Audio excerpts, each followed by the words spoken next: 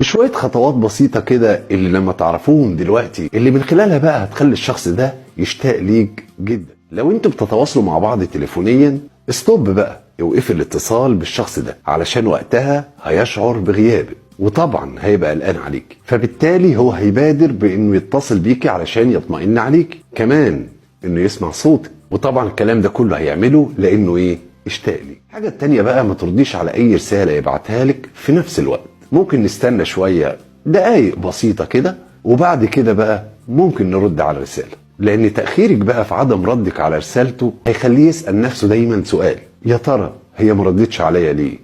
هي مشغولة بمين؟ والكلام اللي احنا عارفينه ده.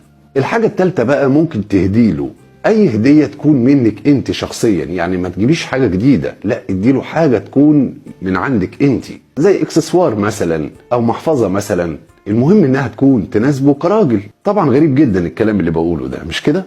لا غريب ولا حاجة، ده بالعكس، لانه دايما هتكوني على باله، كل ما يشوف الحاجة دي او يفتكرها هيفتكرك على طول. ويا سلام بقى لو اديتي حبك ليه على الهدية اللي انت اديتها له دي بكلمة منك. حاجة كمان مهمة، استمتعي بكل لحظة مع صحباتك واخرجي معاه، واحكي له وعرفيه بأدق التفاصيل اللي كانت في الخروجة دي، عرفيه ان اليوم كان ممتع جدا وانت مع صحباتك، ده طبعا هيخليه يخاف انه يفتقدك، فهيحافظ عليكي اكتر وهيشتاق لك اكتر. حطي بقى بين قوسين هيتمسك بيكي اكتر. كل الكلام اللي انا قلته ده بقى ينفع ليك انت كمان كراجل، انك انت تعمله، عشان نكون منصفين ومحدش احسن من حد، او حد يفتكر ان انا منحاز لطرف على الطرف الاخر.